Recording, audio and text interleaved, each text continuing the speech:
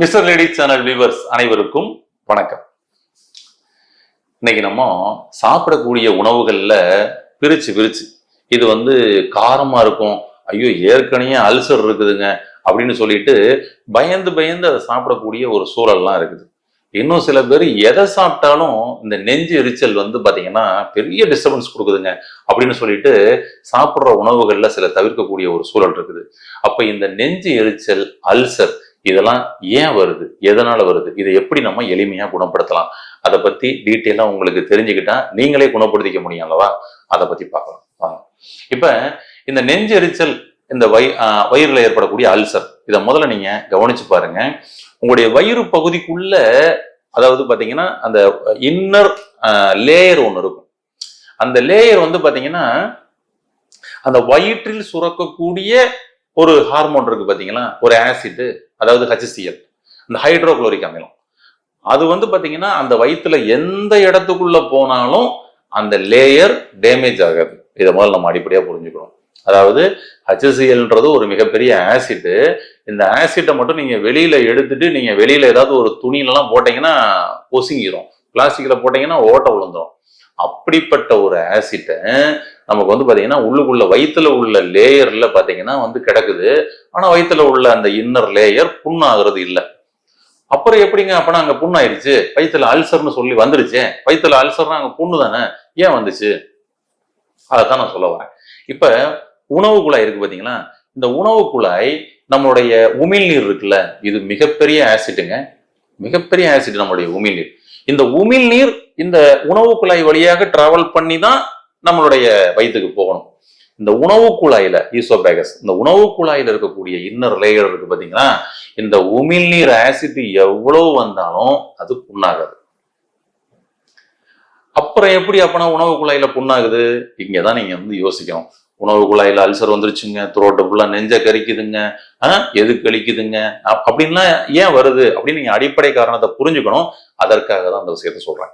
அதாவது நம்மளுடைய உடல் கட்டமைப்பு எப்படி அமைஞ்சிருக்குது அப்படின்னா, வாயில் சிறக்கக்கூடிய அந்த உமிழ்நீர் ஆசிட்னு சொன்னோம்ல, ஒரு பெரிய அமிலம், பெரிய விஷம். எப்படின்னா முன்னாடி நம்மளுடைய முன்னோர்கள் சொல்லி சில விஷயங்கள் நீங்க கேள்விப்பட்டிருக்கலாம், நீங்க பயன்படுத்தி கூட பாருங்களேன். அதாவது என்னன்னா, நைட்டு படுக்கும் பொழுது கொஞ்சோன்னு அரிசி எடுத்து வாயில போட்டுக்கிட்டு வாயில ஒரு பக்கம் ஒதுக்கிட்டு படுத்துருங்க.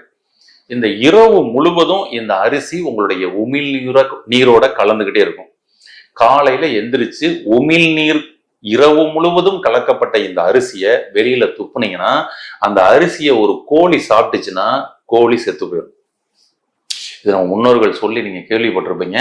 இதை நான் சில சமயங்கள்ல கண்கூட பார்க்கக்கூடிய ஒரு சூழலும் கூட ஏற்பட்டது. அப்ப அவ்வளவு விலைக்கு அது ஒரு பாய்சன். ஆனா நமக்கு உள்ள பலனளிக்கக்கூடிய பாய்சனா இருக்குது, பலனளிக்கக்கூடிய ஆசிடா இருக்கு. பாத்தீங்கன்னா நீங்க ஒரு செடி மேல டெய்லி நீங்க பாத்தீங்கன்னா இரவு முழுவதும் இருந்து காலையில அந்த எச்சியை போய் டைரக்டா வர்ற எச்சியை போய் நீங்க துப்புங்களேன், அந்த செடியோட வேர்ல செடியே பட்டு போயிருங்க. எப்படி பாருங்க. அப்ப அவ்வளவு பெரிய ஒரு ஆசிட் அது. ஆனா பாத்தீங்கன்னா நம்ம வாய அந்த ஆசிட் பாத்தீங்கன்னா புண்ணாக்கல. அது பாத்தீங்கன்னா அப்படியே உணவு குழாய் வழியே போகுது, உணவு குழாயிலையும் புண்ணாக்கல, வயிற்றுக்குள்ள போகுது, வயிற்றுக்குள்ளேயும் புண்ணாக்கல. ஆனா அப்புறம் எப்படி வயிற்றுலையும் புண்ணும் இங்கேயும் புண்ணு வருதுன்னா, நமக்கு இறைவனுடைய கட்டமைப்பு பாருங்க. இங்க சுரக்கக்கூடிய உமிழ் இது வழியே டிராவல் பண்ணா இந்த ஆசிட் இதை புண்ணு ஆக்கக்கூடாது. அடுத்தது இங்க சுரக்கக்கூடிய ஹைட்ரோகுளோரிக் அமிலம் இந்த ஏரியாவை புண்ணாக்க கூடாது. இது அடுத்து டிராவல் பண்ணது பாருங்க ஸ்மால் இன்டெஸ்டைன். ஸ்மால் இன்டெஸ்டைனுக்குள்ள இந்த 2 ஆசிட் போனாலும் அங்க புண்ணாக்க கூடாது. அது மாதிரிதான் அந்த உள்கட்டமைப்பு லேயர். ஓகேங்களா? ஆனா ஸ்மால் இன்டெஸ்டைனுக்குள்ள பித்த நீர், கணைய நீர், இன்டெஸ்டினல் ஜூஸ் அப்படின்னு சொல்லி 3 நீர் உள்ள சுரக்குங்க. இப்ப இதுக்கு இடையில பாத்தீங்கன்னா ஒரு வால்வு இருக்கும், பைலோரிக் வால்வ் அப்படின்னு சொல்லி ஒரு வால்வு இருக்கும். ஏன்னா இப்ப இங்க இருந்து சுரந்த உமிழ்நீர் இங்க இருந்து அப்புறம் ஹைட்ரோகுளோரிக் அமிலம் இங்கிட்டு போயிடணும், திரும்ப ரிப்பீட் வரக்கூடாது. ஏன்னா ரிப்பீட் வரும்போது அங்க உள்ளவங்களையும் சேர்த்து கூப்பிட்டு வந்துருவாங்க, அப்பதான் புண்ணாகும், அல்சர் ஆகும். கரெக்டுங்களா? அப்ப அங்க உளுந்தாங்க பாருங்க யாரு, அந்த பேன்கிரியாட்டிக் ஜூஸ், கணைய நீர், ஓகேங்களா, அப்புறம் பித்த நீர், அதுக்கப்புறம் இன்டெஸ்டினல் ஜூஸ். இவங்க ரொம்ப மோசமான ஆசிட். அவங்க இன்டெஸ்டைனுக்குள்ள எவ்வளவு சுத்தினாலும் இன்டெஸ்டைன்ல புண்ணாக்க மாட்டாங்க. ஆனா அவங்க அப்படியே மேல ஏறுனா, ஸ்டொமக் லேயருக்குள்ள வந்தா, அதுல இருந்து யாராவது ஒருத்தன் வந்தா ஸ்டொமக்க புண்ணாக்கிடுவாங்க. அதுல இருந்து ஒருத்தர் அப்படியே மேல ஏறி உணவு குழாய் வழி வந்தா உணவு குழாயை புண்ணாக்கிடுவாங்க. அதுல இருந்து ஒருத்தர் மேல ஏறி வாய் பகுதி வந்தா வாய், தொண்டை எல்லாமே புண்ணாயிருங்க. அந்த ஆசிட்டை தாங்குற அளவுக்கு இந்த லேயர் கிடையாது. இப்போ உங்களுக்கு புரிய வந்திருக்கும். நீங்க சில மிஷினரிஸ்குள்ள போனீங்கன்னா இந்த மிஷின்லாம் இப்படிதான் வடிவமைச்சிருப்பாங்க. அதனாலதான் சொல்லுவோம், அண்டத்தில் உள்ளதே பிண்டத்தில் உள்ளது. இந்த பிண்டத்தில் உள்ளதைத்தான் ஒரு மனுஷன் வெளியில பொருட்களாக, மிஷின்களாக, கம்ப்யூட்டராக, செல்போனாக, வெளியில இருக்கக்கூடிய சிஸ்டம் எல்லாமே உள்ளுக்குள்ள செயல்படக்கூடிய சிஸ்டத்தை டூப்ளிகேட் பண்ணதுதான். அதனாலதான் இங்க எதுவுமே ஒருவரால் கண்டுபிடிக்கப்படவில்லை, எல்லாமே இங்கேயே இருக்கிறது. அதை அவர் பாத்தீங்கன்னா வெளியில கொடுத்துக்கிறார், அவ்வளவுதான். அப்ப இந்த ஆசிட் இங்க டிஸ்டர்பன்ஸ் பண்ணல, கீழே உள்ள ஆசிட் தான் டிஸ்டர்பன்ஸ் பண்ணுதுன்னா இது எப்படிங்க அது பாட்டுக்கு ஏறி மேல வருமா? நம்மளுடைய லைஃப் ஸ்டைல் ஆக்டிவிட்டிஸ்ல பண்ணக்கூடிய சில மிஸ்டேக்ஸ் அது மேல வரும், அதுதான் அவசியம். அப்படி என்னங்க பண்ணோம் அப்படின்னு சொல்லி சொன்னோம்னா, நீங்க பாருங்க, யாருக்கெல்லாம் தொண்டையில நெஞ்சுக்கரிப்பு, எதுக்களிப்பு, பர்னிங் சென்சேஷன் இருக்குதோ, இந்த நெஞ்சுக்கரிப்பு பர்னிங் சென்சேஷன் இருக்குதோ, நீங்க கொஞ்சம் நல்லா யோசிச்சு பாருங்க. மத்தியான சாப்பாடா இருக்கட்டும், நைட் சாப்பாடா இருக்கட்டும், எனி ஒன், எந்த டைம் வேணாலும் சாப்பாடு சாப்பிட்டு முடிஞ்ச உடனே நீங்க கொஞ்ச நேரம் படுக்கலான்னு சொல்லி படுத்த நபர்களாக இருப்பீங்க. சாப்பிட்டு முடிச்சுட்டு நைட்டு 10 மணிக்கு தான் வரேன், 10:30 தான் வரேன் வீட்டுக்கு, 11 மணிக்கு தான் வரேன், சாப்பிட்டு முடிஞ்சோன்னு போய் படுத்துரு, அவ்வளவுதான். அப்படிதான் நிறைய பேர் படுத்துக்கிட்டு இருப்பீங்க. மத்தியான சாப்பாடு சாப்பிட்டுட்டு ஒரு 1/2 மணி நேரம் படுத்து தூங்கிட்டு அப்புறமா எந்திரிப்போம் அப்படின்னு சொல்லி சாப்பிட்டு முடிஞ்சோன்னே, இன்னும் சொல்ல போனா அப்படியே தட்டை நகட்டி வச்சு அப்படியே படுக்கக்கூடிய நபர்களா இருப்பீங்க. அவர்களுக்கு தான் இந்த நெஞ்சுக்கரிப்பு, பர்னிங் சென்சேஷன் ஏற்படும். கவனிச்சு பாருங்க. அப்ப இந்த நெஞ்சுக்கரிப்பு, பர்னிங் சென்சேஷன் இது மாதிரியான சூழ்நிலை எப்படி ஏற்படுதுன்னா, நீங்க படுத்த உடனே இப்ப உள்ள அரைக்கிறதுக்காக எல்லா பேரும் உள்ள வந்துருவாங்கல்ல, அப்பதானே உள்ள வருவாங்க. எல்லா நேரமும் பித்த நீரும், கணைய நீரும், இன்டெஸ்டினல் ஜூஸும் உள்ளுக்குள்ள வர்றது கிடையாது, சுரக்கிறது கிடையாது. மற்ற நேரங்கள்ல நீங்க எப்ப சாப்பிடுறீங்களோ அப்பதான் ஹைட்ரோகுளோரிக் அமிலம், உமிழ்நீர், இதெல்லாம் அரைக்கிறக்கூடிய உமிழ்நீராக மற்ற அமிலங்களும் உள்ள வருது. அந்த நேரத்துல நாம பண்ற தப்பு தான் உள்ளுக்குள்ளதாது. அப்ப சாப்பிட்டு உடனடியாக படுக்கிற பழக்கம் உங்களுக்கு இருந்திருக்கும். இப்ப நீங்க ஒருவேளை வேணா மாறி இருக்கலாம், முன்னாடி இருந்திருக்கும். அதுதான் உங்களுக்கு இந்த இடத்துல எல்லாம் புண்ணாக்கி இருக்கும். அப்ப இதுல இருந்து ரெக்கவர் ஆகணும்னா இப்ப உங்களுக்கு டீட்டெயிலா புரிஞ்சிருக்கும்னு நினைக்கிறேன். இந்த ஒன்றை மட்டும் மாத்தினா போதும், இந்த நெஞ்சுக்கரிப்பு, பர்னிங் சென்சேஷன் வராமல் தடுக்க முடியும். வந்த புண்ணை ஆத்தணும்லங்க, அதுக்கு என்னங்க பண்ணணும், அதுதான் அடுத்த விஷயம். ஓகேங்களா? ஏன்னா புண்ணு வந்துருச்சு, அந்த புண்ணு இருக்கிறதுனாலதான் உங்களுக்கு அங்க பாத்தீங்கன்னா அந்த பர்னிங் சென்சேஷன் இருக்குது. இது ஆத்தணும்ல, என்ன பண்ணணுங்க அப்படின்னு சொன்னோம்னா சில டிப்ஸ் சொல்றேன், இதை மட்டும் கடைபிடிங்க. உங்களுடைய அந்த ஈசோபேகஸ் அண்ட் ஸ்டொமக் லேயர் எல்லாமே மீண்டும் புதுப்பிக்கப்படும். அந்த இன்னர் லேயர் புண்ணு ஆற்றுவது மட்டுமல்ல, இன்னர் லேயரை மீண்டும் புதுப்பிப்பீங்க. அப்பதான் உங்களுக்கு பெர்மனன்ட் ரெக்கவர். இல்லைன்னா இன்னைக்கு கிடையாது. நீங்க பாருங்க, அல்சர் யாருக்காவது சரியாயிடுச்சுன்னு கேட்டு பாருங்களேன். இல்லைங்க எனக்கு ஒரு 10 வருஷமா இருக்கு, 15 வருஷமா இருக்குதுங்க அல்சரு, அதுக்கு நான் மருந்து சாப்பிட்டுக்கிட்டே இருக்கேங்க அப்படின்னு சொல்லி நிறைய பேர் சொல்லி நீங்க கேள்விப்பட்டிருப்பீங்க. சரிங்களா? அதாவதுங்க, ஏன் அப்ப அல்சர் சரியாகல? நீங்க பாருங்க, வெளியில நம்மளுடைய எக்ஸ்டர்னல் ஸ்கின்ல நமக்கு ஏதோ அடிபட்டுருது, போய் இடிச்சுக்கிட்டீங்க, கீழே விழுந்துட்டீங்க, சிராய்ப்பாயிருச்சு, தோல் கிழிஞ்சிருச்சு. ஓகேங்களா? இப்ப அதுக்கு பாத்தீங்கன்னா என்ன மருந்து போட்டீங்க? ஒரு சில பேர் பாத்தீங்கன்னா அங்கே உள்ள மண்ணையே எடுத்து அப்பிக்குவாங்க. சரிங்களா? ஒரு சில பேர் பாத்தீங்கன்னா தேங்காய் எண்ணெய் போடுவோம். ஒரு சில பேர் அதுவும் போடுறதே இல்லை, ஆனா அந்த புண்ணு ஆறிடும். இன்னொன்னு தெரியுங்களா? அந்த புண்ணு இருந்த அடையாளமே தெரியாம ஆறிடும். அதான் விஷயம். சில வருஷம் கழிச்சு அப்படி கீழே விழுந்தே நீங்க வேணா சொல்லலாம், ஆனா அடையாளமே இருக்காது. ஆமா, ஆனா அந்த புண்ணை நான் பாத்தீங்கன்னா நாம படிச்ச அறிவை வச்சு இந்த இடத்துல ஸ்கின்னை கொஞ்சம் தச்சிருவோம். அதுக்கப்புறம் பாத்தீங்கன்னா இதை பாத்தீங்கன்னா ஒரு லேசர் மாதிரி ட்ரீட்மெண்ட் பண்ணிக்குவோம். இதுக்கு பாத்தீங்கன்னா இப்போ நிறைய இந்த ஸ்கின் எல்லாம் எடுத்து இங்க வச்சு பண்ற வேலைகள்லாம் இருக்குல்ல, அது மாதிரிலாம் பாத்தீங்கன்னா பண்ணிக்கலாம் அப்படின்னு சொல்லி பண்ணா அந்த அடையாளம் லைஃப் டைம் தெரியுது. இந்த இடத்துல தையல் இருக்கு பாத்தீங்களா, இது நான் சின்ன பிள்ளைகள படிக்கட்டுல கீழே விழுந்தது, அதனால இந்த இடத்துல தையல் போட்டோம். பாத்தீங்கன்னா செயற்கையாக இது மாதிரி அதை ஒட்ட வைக்கிறதுக்காக செஞ்ச விஷயம் லைஃப் டைம் அடையாளம் இருக்குது. இயற்கையாக நம்ம உடம்பே அதை ஹீல் பண்ண விஷயம் லைஃப் டைம் அடையாளமே இல்லை. ஓகேங்களா? அப்ப எக்ஸ்டர்னல் லேயர் ஸ்கின்னு தன்னைத்தானே சரி பண்ணிக்கிறதுனா இன்னர் லேயர் ஸ்கின் தன்னைத்தானே சரி பண்ணிக்கிறோம்ல, ஏன் அங்க சரியாகல? அதுவும் லைஃப் டைம் போய்கிட்டு இருக்குது, 15 வருஷம் போய்கிட்டு இருக்கு. ஏன் அப்படின்னா இந்த இடத்த மீண்டும் ஆறும் வரைக்கும் இந்த இடத்த நம்ம டச் பண்ணவே இல்லை.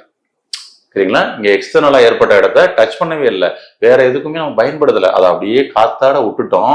இந்த காற்றிலிருந்தே அதனுடைய சத்துக்கள் எல்லாம் கிடைச்சு ஆட்டோமேட்டிக்கா ஹீல் ஆயிடுச்சு. ஆனா உள்ள லேயருக்கு நம்ம என்ன பண்ணிட்டோம், என்னதான் புண்ணா இருந்தாலும் பரவாயில்ல, காலையில சாப்பிட்றத சாப்பிட்றணும், மதியம் சாப்பிட்றத சாப்பிட்றணும், நைட்டு சாப்பிட்றத சாப்பிட்றணும், அதுக்கப்புறம் அல்சருக்கு ஒரு மாத்திரை சாப்பிட்றணும். கரெக்டுங்களா? அப்படிதான் நம்ம சாப்பிட்டுக்கிட்டு இருக்கோம். ஆக்சுவலி உள்ள புண்ணு ஆறணும்னா அந்த அந்த பகுதிக்கு கொஞ்சம் டைம் கொடுக்கணும்லங்க. ஹீலிங்க்கு டியூரேஷன் கொடுக்கணும்ல, அப்பதானே அது ஹீல் ஆகும். ஹீல் ஆகிறதுக்கு டியூரேஷன் கொடுக்கறதே இல்லை. அதுதான் நம்ம பண்ணக்கூடிய ஃபர்ஸ்ட் தவறு. அப்ப நாங்க இதுக்கு எங்ககிட்ட வரக்கூடிய பேஷண்ட்ஸுக்கு என்ன சொல்றோம் அப்படின்னா, ஒருவேளை உணவு, இயற்கை உணவு. ஒருவேளை உணவை நீங்க 3 வேளை உணவுல ஒருவேளை உணவை கட் பண்ணுங்க. அதுல குறிப்பாக காலை உணவு. இந்த காலை உணவை நீங்க வந்து பாத்தீங்கன்னா இயற்கை உணவாக எடுத்துக்கங்க. ஏன் அப்படின்னா சாப்பாடு சாப்பிட்ட மாதிரியும் ஆயிரும். பட் நீங்க நார்மலா எடுக்கிற சாப்பாடு 1/2 மணி நேரத்துல இருந்து 2 மணி நேரம் கூட ஆகும் செரிமானம் ஆகிறதுக்கு. ஆனா இயற்கை உணவுகள் எடுத்தீங்கன்னா 10 நிமிஷத்துல செரிமானம் ஆயிரும். ஓகேங்களா? அப்ப என்ன நடக்கும்னா, எக்ஸஸா மீதி உள்ள டயத்துல ஹீல் பண்ண ஆரம்பிக்கும். உடல் தன்னைத்தானே சரி செய்யும்ல, அதுக்கு நம்ம டைம் ஒதுக்குனாதான் சரி செய்யும். அதுக்கான அந்த ஃப்ரீ விட்டோம்னா தான் சரி செய்யும். அப்ப அதனால காலை உணவு, ஒருவேளை உணவை நம்ம என்ன பண்ணலாம், இயற்கை உணவாக எடுத்துக்கலாம். பெட்டர். அதுல குறிப்பாக நீங்க வெளியில உள்ள ஸ்கின்ல உள்ள புண்ணு ஆறுவதற்கு என்ன பயன்படுத்தணும்? தேங்காய் எண்ணெய் பயன்படுத்தணும். இந்த தேங்காய் எண்ணெய்க்கு ஒரு தன்மை இருக்குதுங்க. அது வந்து பாத்தீங்கன்னா உங்களுக்கு ஸ்கின் இருந்த இடமே தெரியாம சூப்பரா ஹீல் பண்ணும். தேங்காய் போல. ஓகேங்களா? அந்த தேங்காயோட இன்னர் லேயர் இருக்கு பாத்தீங்களா, அதே போல உங்களுடைய லேயரை பண்ணும். நீங்க பாருங்க, காலை உணவு மட்டும் நீங்க வந்து தேங்காய் பால் எடுங்களேன். தேங்காய் பால் செஞ்சுட்டு ஸ்பூன்ல எடுத்துதான் உறிஞ்சி குடிக்கணும். காலை உணவு உங்களுக்கு அல்சர் இருக்குது அப்படின்னு சொல்லி சொன்னா, இந்த வயிற்று புண்ணையும் வாய் புண்ணையும் உங்களுடைய உணவு குழாய் புண்ணையும் சரி செய்யணும்னா தேங்காய் பால் டெய்லி காலை உணவாக எடுத்துக்கொள்ளுங்கள். ஒரு ஸ்பூன் எடுத்து அப்படியே வந்து வச்சு உறிஞ்சி அப்படி குடிங்க. உங்களுடைய புண்ணு சூப்பராயிரும். நீங்க காலை உணவாக தேங்காய் பால் மட்டும்தான் சாப்பிடணும், வேற எதுவுமே சாப்பிடக்கூடாது. இங்க அதுதான் விஷயம். கண்டிஷன்ஸ் அதான். இதை முடிச்சுட்டு இதை சாப்பிட்டுட்டு அப்படியே ஒரு குருமா வச்சு, ஒரு சப்பாத்தி, அப்படியே ஒரு சாம்பார், தேங்காய் சட்னியை வச்சு, தேங்காய் தானே சாப்பிட சொன்னீங்க, நான் தேங்காய் சட்னி சாப்பிட்றேன், நிறைய பேர் கன்ஃபார்மா பொண்ணு ஆறாதுங்க. கரெக்டுங்களா? தேங்காய் சட்னி வச்சு நீங்க பாட்டுக்கு 2 இட்லி சாப்பிடுறீங்க, தோசை சாப்பிடுறீங்கன்னா கன்ஃபார்மா ஆகும். அதனால காலை உணவு தேங்காய பாலா தான் சாப்பிடணும். உணவே மருந்து, சரிங்களா? ஆனா அதை மருந்தா பயன்படுத்துறதுக்குன்னு சில வழிமுறை இருக்குது. அதனால வந்து தேங்காயை பயன்படுத்துறோன்ற பேர்ல தேங்காயை போய் தேங்காய் சட்னி வச்சும் குழம்புல தேங்காயை அரைச்சு ஊத்தியும் நான் சாப்பிட்டுக்கிறேன் அப்படின்னா கிடையாதுங்க. ஓகேங்களா? ஆமா. அதனால தேங்காயை டைரக்டா பால் எடுங்க, ஸ்பூன்ல எடுத்து தான் சாப்பிடணும். அதுவும் ஸ்பூன்ல எடுத்து சுவைச்சு உறிஞ்சு குடிக்கணும். ஓகேங்களா? அப்பதான் இந்த புண்ணு ஆறும். நீங்க கடன் குடிச்சீங்கன்னா ஈசோபேகஸ்ல சென்டர்ல விழுந்து டைரக்டா வயிற்றுல விழுந்து அது யூரினா போகக்கூடிய வேலையை பண்ணிடுங்க. உறிஞ்சு குடிச்சீங்கன்னா இன்னர் லேயரை ஃபுல்லா அது டச் பண்ணி போகுமா, புண்ணெல்லாம் ஆறிடும். மீண்டும் அது வந்து பாத்தீங்கன்னா வந்து அந்த லேயர் புதுப்பிக்கப்படும். இருக்கிற காய்கள்லயே தேங்காய்க்கு மட்டும்தான் ஒரு விசேஷமான ஒரு காய் சொல்லுவோம். ஓகேங்களா? அதனாலதான் இறைவனுக்கு வந்து நம்ம தேங்காயை போய் படைக்கிறோம் அப்படின்னே சொல்லலாம். சரிங்களா? ஏன் அப்படின்னா, மாங்காய் ஒரு நாள் மாம்பழமாக மாறும், கொய்யாக்காய் ஒரு நாள் கொய்யா பழமாக மாறுது, வாழைக்காய் ஒரு நாள் வாழைப்பழமாக மாறுது. தேங்காய் என்னைக்குமே தேம்பழமா மாறவே இல்லைங்க. காலகாலமா பார்த்துக்கிட்டு இருக்கிறோம். தேங்காய் என்றும் தேங்காய். நீங்க என்றும் இளமையாக உங்களுடைய உள்ளுறுப்புகளை பராமரிக்கணும்னா அதுக்கு தேங்காய் தான் பெஸ்ட். ஏன்னா அப்ப நீங்க என்றும் இளமையா வாழணும்னா எக்ஸ்டர்னலா நான் ஏதாவது சோப்பு வாங்கி போட்டுக்கலாமா, beauty parlour best beauty parlour போய்க்கலாமா? முடியவே முடியாது. வெளி தோற்றத்துக்காக நீங்க முக அழகை பராமரிக்க நீங்க பியூட்டி பார்லர்ல போனா ஒரு நாள் குமரி கிளவி ஆகலாம். ஆனா உள்ளுறுப்புகளை நீங்க வந்து பராமரிக்கிறதுக்கு தேங்காயை நீங்க எடுத்தீங்கன்னா என்றும் நீங்கள் குமரியாகவே வாழலாம். என்றும் குமரியாக உள்ளுறுப்புகளை பராமரிக்க தேங்காய் பால் எடுத்து அல்சரை குணப்படுத்தி ஆரோக்கியமாக வாழுங்கள். வாழ்த்துக்கள். நன்றி.